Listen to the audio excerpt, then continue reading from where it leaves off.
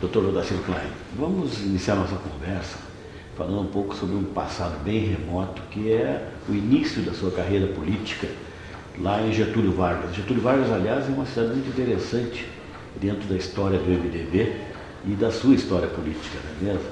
Como é que foi esse seu início lá? Eu acompanhei política desde muito novo. Eu lembro que tinha 7 anos de idade e não era de família de políticos tradicionais, mas que acompanhavam o processo político. Eu tinha 7 anos e acompanhei com muito entusiasmo, com muito interesse, a eleição para presidente da República vencida por Getúlio Vargas. A partir dali eu passei a acompanhar todas as eleições estaduais, as eleições municipais, acompanhar comícios das eleições municipais, fazia aquilo que um menino que gosta de atividade política faz. Antes mesmo dos meus 18 anos, eu já apresentava na emissora de rádio em Getúlio Vargas programas eleitorais do então PTB. Terminei meu curso de Direito com 22 anos de idade, pretendia concorrer a vereador. O então deputado Arcílio Giacomazzi teve um gesto muito amistoso comigo e me disse: olha, não é tua hora, está muito novo ainda e não vai ser eleito, tem que aguardar a hora. Na eleição seguinte, na eleição municipal, o PMDB estava buscando candidato a prefeito e com dificuldade de encontrar. E o pai do deputado Arcílio Giacomazzi, que havia sido deputado também, deputado constituinte com Alberto Pasqualini, embora um homem não muito ilustrado, mas um homem de muito caráter, Guido Giacomazzi, estava se dispondo a ser candidato a prefeito. E o deputado Arcílio me pegou e me disse: Odacir, por amor de Deus, concorre, porque se meu pai for prefeito, ele é um homem que não conhece contabilidade, principalmente contabilidade pública, e quer fazer, é um realizador, ele vai terminar se complicando com o Tribunal de Contas e outros órgãos. Você tem que nos ajudar e tem que concorrer. Aí eu concorri a prefeito, nós tivemos mais um companheiro de sublegenda, que residia no interior, contra 3 candidatos, representando o poder econômico, 3 candidatos da então Arena, e ganhamos as eleições. Mas aí nós já estávamos... Em que ano foi? Foi em 1968. Já era depois da mudança política que ocorreu. Depois da mudança política. Agora, a mudança política, a partir de 64, tem uma etapa esquecida. Todos lembram da etapa da criação dos 2 partidos políticos, do MDB e da Arena. Mas houve uma... 66. mas houve uma etapa intermediária. A ditadura, querendo ter controle dos partidos políticos, exigiu que os partidos tivessem número mínimo de filiados. E os que não obtivessem estas filiações estariam extintos. Eu era um torcedor do PTB. Toda a minha família era torcedora do PTB. Mas ninguém era filiado no PTB. Então a minha tarefa, e eu não lembro se foi em 65, foi no final de 64, foi antes de 66, porque em 1966 se criou o bipartidarismo. A minha tarefa foi sair conseguindo filiados para nós, em Getúlio Vargas, garantirmos a existência, a continuidade, melhor dizendo, do PTB. Aí em 66, a ditadura partiu para o bipartidarismo e nós criamos o MDB. Eu lembro que na época eu saí com um livro de filiações embaixo do braço. Eu não tinha automóvel, e eu era uma espécie de secretário do partido, trabalhava numa cooperativa e o velho Guido Giacomazzi me diz: não vai pegar nenhum carro da cooperativa para sair fazendo filiação partidária, não vamos misturar as coisas.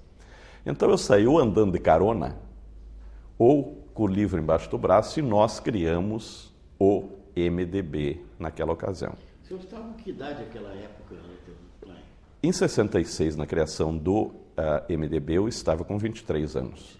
E fui eleito em 68 com 25 anos de idade, prefeito. Por isso é que alguns pensam que eu tenho um século de idade, porque eu comecei muito cedo. Você começou muito cedo. Não, e outra coisa interessante é o seguinte, é de que o MDB, né, no interior do Rio Grande do Sul, ele leva uma marca muito forte do trabalhismo, né? Quer dizer, ele é a sequência, porque a maior parte das cidades aconteceu mais ou menos parecido com o que aconteceu em Getúlio Vargas, né? Trazendo essa memória. Se nós olharmos como ficou a distribuição dos quadros partidários dos partidos anteriores ao bipartidarismo, nós vamos constatar que a maioria dos partidos migrou para a Arena. E no MDB ficou preponderantemente o PTB. É verdade que com adesões individuais de outros partidos, o caso desde a primeira hora de Paulo Brossard, como exemplo. Do PL, né? Do PL e alguns quadros do MTR, outros quadros dos partidos que tiveram que, inclusive, se manter na clandestinidade. Mas a presença preponderante aqui no Rio Grande do Sul foi do PTB. Em outros estados até houve uma presença muito forte do PSD, que não era o caso no Rio Grande do Sul. Aqui no Rio Grande do Sul, o PSD tinha um confronto direto com o PTB e ficou na arena desde a primeira hora. Dr. Klein, o senhor sempre teve uma participação muito ativa no MDB, não apenas no Rio Grande do Sul, mas também em termos nacionais. Desde o início havia essa pequena diferença inicial entre a formação do MDB gaúcho e a formação do MDB em outros estados? Ou havia algum estado que tinha mais semelhança, digamos, com o Rio Grande do Sul? Não, nós tínhamos diferenças de outra ordem. Nós tínhamos, em nível nacional, uma diferença ideológica. Sim. Havia um grupo chamado Autêntico, que era um grupo mais arrojado, que tinha mais pressa em terminar com a ditadura e que entendia que a forma era o confronto. Eu participava deste grupo. E tinha um grupo chamado Moderado, no qual estava, inclusive, um grande autêntico, que é Ulisses Guimarães, mas que entendia que nós não devíamos fazer uma política só de confronto aparentemente infantil. Ele fazia uma política de confronto corajoso, ninguém mais do que ele fazia esses confrontos, mas ele estava no grupo Moderado, nós estávamos no outro grupo, no grupo Autêntico. Aqui no Rio Grande do Sul, a liderança de Pedro Simão conseguia um milagre. Pedro Simão dizia: a questão de Autêntico e Moderado não chega no Rio Grande, fica em Brasília. Então, da nossa bancada federal, nós tínhamos alguns que eram em Brasília do Grupo Moderado. E nós tínhamos alguns que eram em Brasília do chamado Grupo Autêntico. A diferença de Autêntico e Moderado, em função da liderança positiva de Pedro Simão, nunca chegou ao Rio Grande do Sul. Aqui nós não tínhamos a diferença. Agora, neste período inicial aí, havia também, talvez, uma grande influência de um outro alemão aí, que é o Dr. Siegfried Reuser, né, que também conseguia talvez tenha tido até a grande influência da própria formação do então deputado Pedro Simão. Mas o deputado Reuser passou um bom período fora do processo político. E ele, no período que esteve fora por cassação, dentro daquela correção dele, ele ficou fora de verdade. O Reuser é uma das figuras mais impressionantes. Numa ocasião nós estávamos no aeroporto de São Paulo e alguém disse ao Reuser: mas Reuser, você é uma pessoa tão afável no trato pessoal e tão duro quando se trata das questões políticas ou profissionais. Ele disse: eu tenho 3 motivos para ser duro desse jeito. Eu sou descendente germânico. Eu sou também de germânico, mas tem um espanholzinho, um italiano aí no meio. Eu sou descendente de germânico. Eu sou contador que tem que fechar as contas todos os dias, se não está errada a contabilidade. E eu sou de uma religião que eu não confesso para nenhuma pessoa. Eu tenho que me perdoar. Em consequência disso, eu sou assim em termos políticos, em termos profissionais. Mas na questão de liderança política, na verdade, o Reuser foi um parâmetro de dignidade, de correção, como o Simão é. Mas a liderança política, na verdade, exercida aqui no Rio Grande do Sul durante todo esse período foi do Pedro Simão. E isto tornou o MDB do Rio Grande do Sul preparado para se adaptar a essa nova estrutura, como o senhor falou, entre autênticos e moderados, quer dizer, abriu muito a cabeça das pessoas, porque se mantivesse estritamente como PTB, o MDB do Rio Grande do Sul não avançaria, não é mesmo? Mas a discussão interna, pode até parecer que eu estou fazendo um programa para o Simão aqui, e não é, mas falar da história do PMDB sem mencionar esses episódios é impossível. Aqui no Rio Grande do Sul, o então presidente Pedro Simão estimulou a discussão interna. Quando estava proibida a discussão interna em outros estados, ou tinham medo de fazer a discussão, aqui nós tínhamos o IEPS com o André Foster presidindo, e trazendo grandes intelectualidades nacionais para discutir os problemas nacionais, os problemas do partido. Então, aqui nós não perdemos o costume da discussão política. E, em consequência, nós somos uma seção partidária com uma posição bem diferente de outras seções. Agora, olhando mais para o presente, para depois nós voltarmos ao passado, mas mais para o presente, essa diferenciação do PMDB, aqui no Rio Grande do Sul, nós temos políticos com muita seriedade. Então, nós somos uma seção diferente das seções de outros estados. Nós vamos pegar agora o caso governo federal e governo Rigoto. Eu estava usando uma linguagem que usam muito na minha região. O governo Rigoto está com dificuldades financeiras, dificuldades de investimentos, o Estado financeiramente muito mal, sem condições de dar aumentos salariais para o funcionalismo, sem condições de grandes obras. O governador está muito bem junto à população, porque sabem da seriedade, mas eu estava usando um ditado da minha região. Na minha região, algumas pessoas dizem, eu sou pobre, mas sou limpinho. Não é? Aqui nós temos um governo pobre, mas limpinho. Não é? Nós somos de uma seção limpinha. Nós não temos história de envolvimento. Eu tenho certeza que a Mensalão não passou pela bancada do PMDB do Rio Grande do Sul. Tenho absoluta. Não. Tenho certeza que não é esse tipo de envolvimento. Isso naquele início do MDB já era visível, ou seja, a postura do MDB gaúcho na relação nacional com o MDB de outros estados? Não. Naquela época não havia esses expedientes, porque o Congresso era muito bem pago, nós éramos muito bem pagos. Muita viagem para o exterior, mas poder nenhum. Nem a Arena tinha poder, nem MDB tinha poder. Então, esses expedientes de mensalões e compras não existiam, porque a estrutura era outra, a estrutura era uma estrutura autoritária. Havia um partido para dizer amém, que poderia até ter suas benesses internas, mas que não eram desta ordem.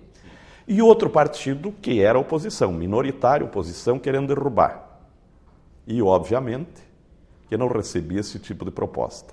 Então, naquela época do MDB, em função da estrutura institucional, não havia situações dessa natureza. E isso ajudava até a preparar uma geração de políticos muito corajosa também. Né? Sem dúvida nenhuma. Sem coragem não dava para fazer nada. Né? É verdade.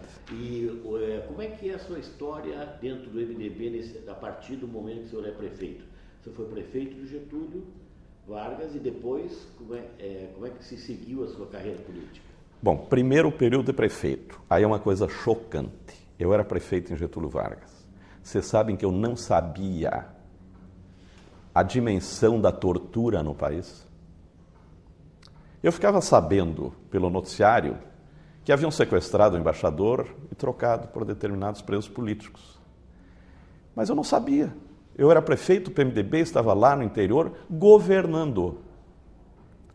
A minha dimensão era resolver o problema do Getúlio Vargas. E como as informações não corriam normalmente? Normalmente, sim, porque não havia liberdade de imprensa. Então, eu só tomei conhecimento desta dimensão quando eu cheguei em Brasília, deputado federal. Isso é algo que, inclusive, pode dar um desgaste de imagem, mas é uma verdade. Isso foi em que ano? 70? O senhor foi para o Brasil? 70? Não, eu fui para Brasília em início de 75, fui eleito em 74. Aí que o senhor viu também na prática a importância da liberdade de imprensa. Da liberdade de imprensa, é verdade. Mas aí eu fui prefeito, no final do meu período de prefeitura, eu saí 6 meses antes, concorri a vereador, nós não elegemos o prefeito, mas concorri a vereador. 2 anos depois concorri a deputado federal, eu fiz um levantamento na minha região. Deputados estaduais havia Bandar, Delmo Alves Xavier, Celso Testa, Giacomazzi, que era lá de Getúlio Vargas, Ivo Sprandel. Eu não tinha a menor possibilidade de me eleger deputado estadual. E federal da região havia o José Mandelli Filho e outros de fora que bicavam. E eu achei que federal eu poderia ter alguma possibilidade, que se não me elegesse não era nenhum desdouro não ser deputado federal. Sim. O risco era tão grande que todo mundo achava normal. Nós elegemos 19 naquela avalanche de votos do MDB e eu fui o 19º. Né? Aí fui para Brasília, comecei com atuação lá, e em 78 já voltei com uma boa votação. E aí aquela legislatura iniciada em 79, concluiu de 83, foi uma legislatura muito complicada para nós, porque foi a do fim do bipartidarismo e início do pluripartidarismo, e nós disputando espaços com o Dr. Brizola aqui no Rio Grande do Sul. Foi uma situação muito dura. E a obrigação da mudança de nome também, quer dizer, não podia manter o mesmo nome, marca. Mas não é só a mudança do nome, o partido era novo em todos os sentidos, as filiações tinham que ser novas. Então nós tínhamos que sair disputando com pessoas que estavam trabalhando para o Dr. Brizola, filiações. Eu lembro de pegar... Quem era do MDB não era mais nada, partido do PMDB, teria que fazer tudo de novo. Tudo de novo. Eu lembro, só um exemplo, Marcelino Ramos. Eu peguei um cidadão que estava plantando. Filhei a mulher, filhei os filhos e mais algumas pessoas para nós termos um número mínimo. Aí veio a primeira eleição no pluripartidarismo com o voto vinculado. Nós não conseguimos formar o PMDB nos 20 municípios no estado.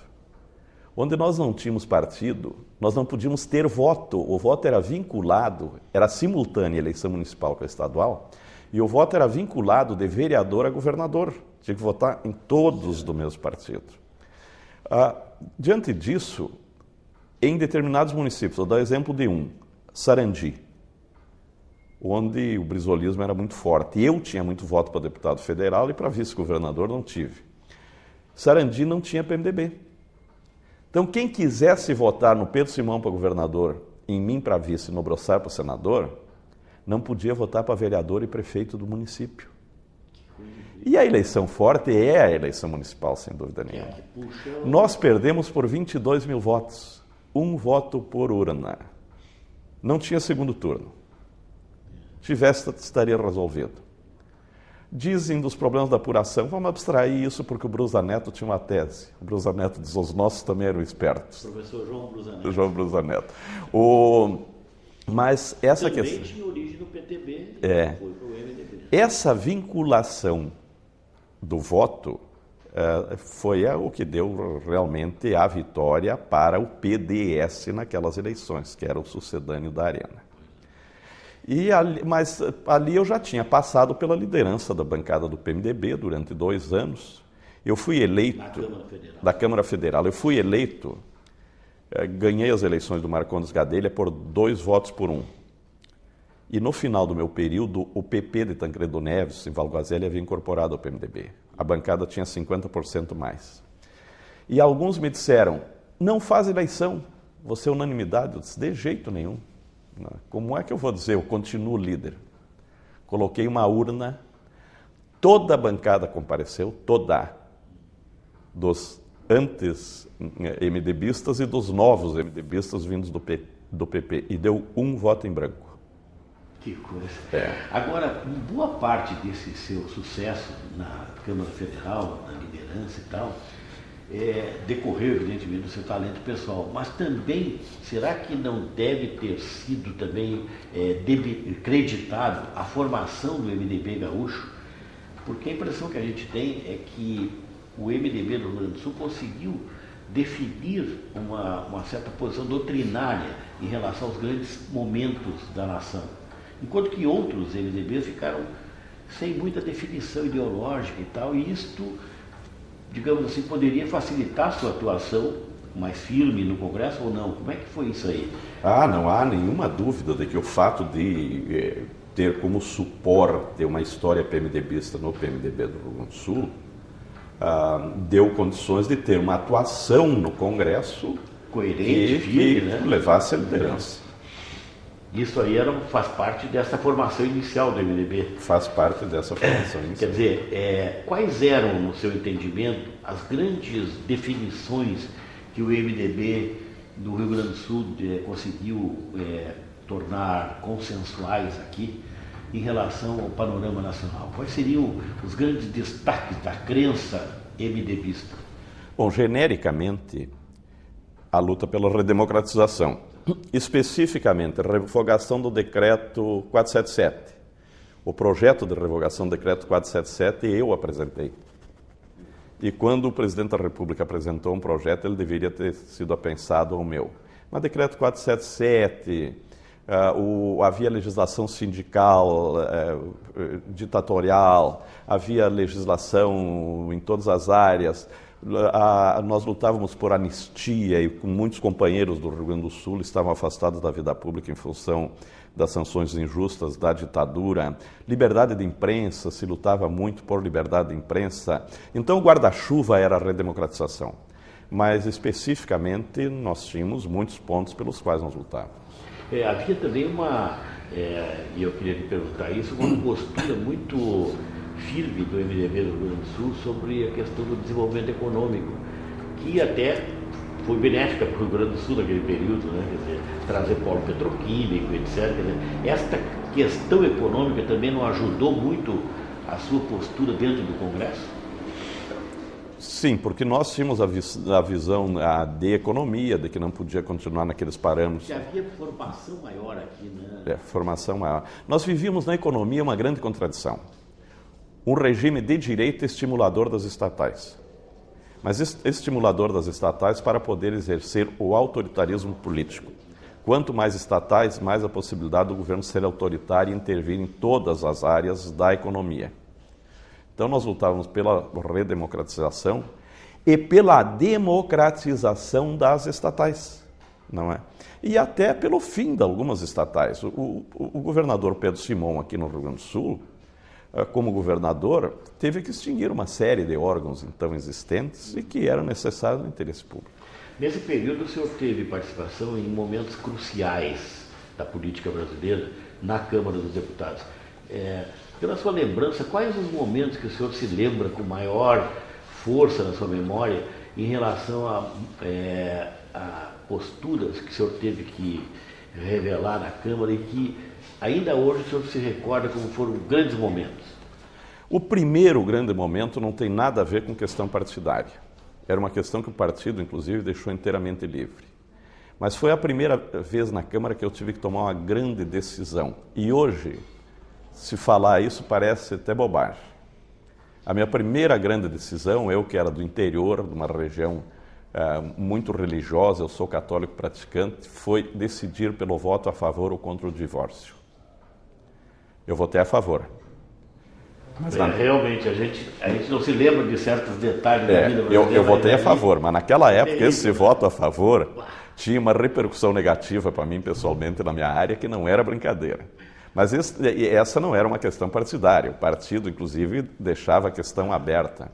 Agora, o restante era luta, era estimulante. Quer dizer, está liderando a bancada e derrotar o governo na votação da lei da Previdência, está liderando a bancada e conseguir empurrar o governo para ter que aceitar as eleições diretas dentro de um grande contexto, de uma grande unidade que nós conseguimos criar no Congresso Nacional. É um período trabalhoso. Trabalhoso, mas gratificante. Gratificante porque nós começamos a ter vitórias. Não vitórias completas, por exemplo, eleição direta para governador, mas com aquela legislação de simultaneidade com as municipais e voto vinculado. O senhor foi deputado federal até que ano? Eu fui até 83. Em 82 nós perdemos a eleição de governador e eu era o candidato a vice do Simão. Aí eu fiquei no Estado. Aí fui secretário-geral do partido, fui presidente da Fundação Pedroso Horta, mas não era a minha vocação. A fundação tem que ser para alguém mais intelectualizado. Não era exatamente o campo que me estimulava a trabalhar. E depois, com a ida do Simão para o Ministério da Agricultura, eu fui por um período presidente do PMDB até a eleição do Schirmer. E a organização partidária é algo que apaixona o senhor? Ajudar nisso? Depende o quê? Eu tendo que buscar filiado por filiado para nós garantirmos uma região inteira, PMDB sofri muito. Agora, realizando a eleição direta para presidente do partido, como presidente, e com a grande maioria dos companheiros dizendo isso é uma loucura, aí foi uma realização. Nós só temos governador por isso. Eu não quero entrar no detalhe, estar olhando para o passado e batendo em pessoas do passado. Mas aí é importante a gente detalhar bem essa parte da história do PMDB. Mas aí os que perderam saíram. Não é? E como os que perderam, saíram, não foram candidatos. Quer dizer, houve digamos, vamos dizer, purificação ou uma mudança no PMDB nesse período? Uma mudança de hábito. Os que perderam gostavam de ter um comando autoritário. Saíram. Aí, no início da campanha eleitoral, os que perderam disputavam com o PT em igualdade de condições. Quando o PT começou a bater, em algumas situações, caíram. Isso foi que ano? Foi em 2002. Caíram. A eleição direta para presidente foi em 2001. Aí caíram e a candidatura Rigoto do PMDB subiu. A candidatura subiu no momento que o PT começou a bater. Se os que saíram fossem os candidatos do PMDB, a queda que eles tiveram concorrendo com o PT numa altura da campanha teria ocorrido dentro do PMDB e nós teríamos perdido a eleição. Então são algumas ousadias que vale a pena. Sim. Na época, tinha poucas pessoas apoiando aquela minha posição e nós fizemos a eleição direta. Agora, nesse período, no período que vai, digamos assim, do início da abertura política até 99, 2000, qual é a sua lembrança mais forte da história do PMDB e da sua participação política? Naquele período de 86, 87 em diante, até 99? 2000. Bom, houve uma época que eu não tinha mandato parlamentar, porque eu havia concorrido a vice-governador e depois a senador em sublegenda. E fiquei na suplência, foi eleito na minha sublegenda o senador Bisol. Mas momentos muito fortes, com presença muito forte do PMDB, principalmente. E a abertura política foi marcante também. Foi, porque... mas momento muito forte, e eu não estava na tribuna do Congresso, mas estava na atividade partidária, foi a campanha pelas diretas, a busca de eleição para presidente da República, que foi um momento marcante. Porque anterior foi a anistia, foi as eleições diretas. Né? A eleição de Sarney, que não foi um bom presidente na economia, improvisou com o plano cruzado e depois se perdeu, mas a eleição de Sarney garantiu a complementação da democracia. Porque justiça seja feita. Todas as nossas bandeiras foram atendidas no período Sarney no que diz respeito à questão democrática. E, em consequência, foi um avanço muito grande conseguido pela luta do PMDB. O sucesso político não foi correspondido por um sucesso econômico do governo de Sarney. Né? Exatamente. E isto, do ponto de vista do comportamento do PMDB do Rio Grande do Sul, esse governo Sarney, ele deu mais influência para o PMDB do Rio Grande do Sul ou menos influência nacional? Como é que o PMDB do Rio Grande do Sul se encaixou dentro dessas mudanças que vinham chegando ao Brasil em termos de abertura? Porque hoje você vê o seguinte, que há uma diferença bastante acentuada entre o PMDB do Rio Grande do Sul e o que a gente chama de PMDB nacional. Isso vem desse período? Bom, nesse período, com a possibilidade de eleições via PMDB, porque a eleição de 86 foi na vigência do Plano Cruzado. Sarney assumiu o início de 85, foi criado o Plano Cruzado e parecia a maravilha nacional. Aí o PMDB virou um ônibus, em que todos ingressavam. Nós tínhamos gaúchos participando do governo Sarney e participando bem, ajudando. Pedro Simão foi ministro, Paulo Brossard foi ministro, eu fui durante um período muito curto, porque sei para concorrer ao Senado, diretor do Banco do Brasil, havia gaúchos participando e contribuindo. O governo se perdeu na área econômica. Mas a área econômica manteve um determinado modelo até um certo momento. E as eleições de 86 ocorreram exatamente no auge do Plano Cruzado. E aí houve muito ingresso de quem não tinha nada a ver com o PMDB. E nós ficamos com as entradas e saídas, com as idas e vindas. Eu tenho pavor de uma prática, pavor. É de buscar deputado de outro partido para se filiar. Há quem ache uma conquista. Uma ocasião, lá em Getúlio Vargas, ingressou no PMDB um vereador. E fizeram uma festa pelo ingresso. Era um vereador bem votado e de outro partido. Eu disse no discurso, você entra igual. Estão festejando, mas você entra com os mesmos direitos. Não entra discriminado pelo fato de não ter sido, mas não entra numa posição superior. Hoje ainda é usado quem é buscado. Sim. Essa baldeação de políticos entre partidos não terá sido também uma causadora de todos esses problemas que hoje nós estamos vivendo em termos de maus hábitos da política? Maus hábitos, eu acho que sim. Eu até ia dizer que não, mas acho que sim. Eu acho que os corrompíveis, uma forma de serem corrompidos é irem para a via onde isso é fácil de ser praticado. Então, isso, em grande parte, tem influência nesse sentido. O MDB do Rio Grande do Sul desenvolveu, no seu período de atuação, do senhor e do senador Pedro Simão e de outros políticos, um formato de resistência à ditadura militar, né? Ele era muito hábil nesse formato. E como é que o senhor definiria, digamos assim, esta forma do Rio Grande do Sul ser resistente e, ao mesmo tempo, trabalhar nos limites do que a legislação tão estreita permitia? Como é que o senhor definiria isso? Olha, isso é juízo. E juízo no bom sentido. Eu acho que poucas pessoas prestaram tanto serviço à democracia e ajudaram a minimizar os efeitos da ditadura como Simão. Tirando presos, procurando Dom Vicente Scherer para irem às prisões, procurando evitar... Os advogados do MDB, que serviços prestaram? Exatamente. Só que não partiram para confronto juvenil. Porque é necessário que se saiba o momento em que se está agindo. É aquela história do Ortega y Gasset. Por sinal, eu li o discurso do Ortega y Gasset esses dias 3 vezes. É um discurso belíssimo e não existe a frase "o homem é ele as suas circunstâncias". Ele descreve o homem e mostra o que a circunstância representa no homem, não é?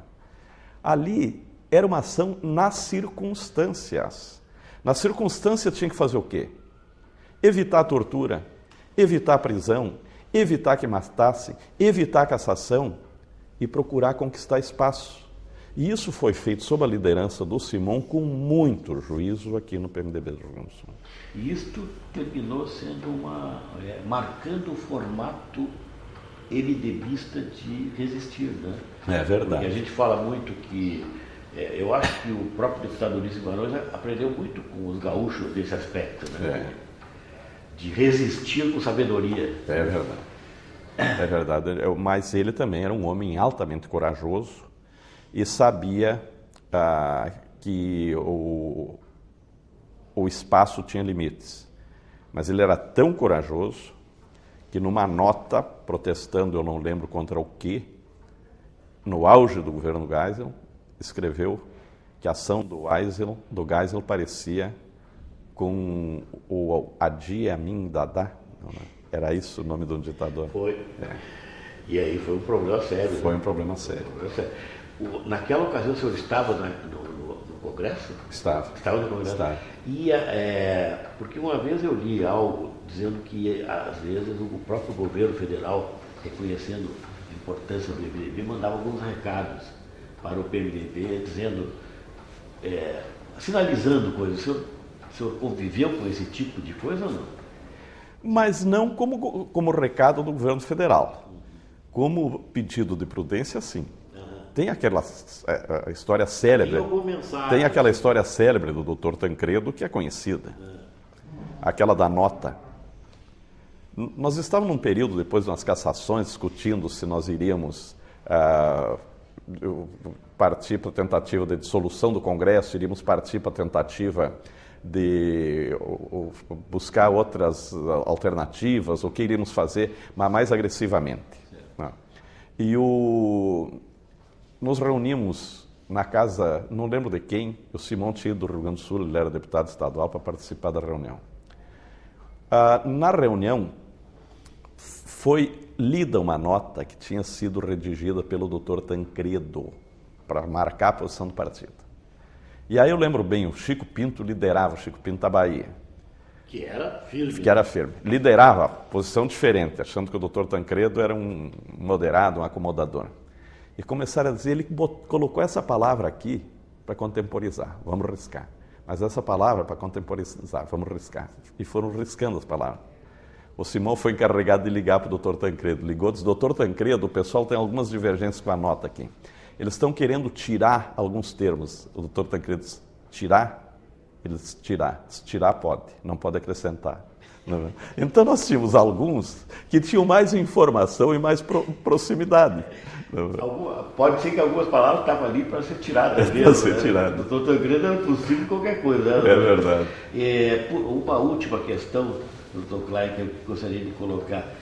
Como é que o senhor definiria hoje o PMDB? Quer dizer, aquilo que foi o MDB no passado e que é o PMDB hoje, qual é a sua expectativa em relação a esse partido, que ainda é o maior do Brasil em termos de estrutura? O PMDB hoje é um partido como os partidos políticos.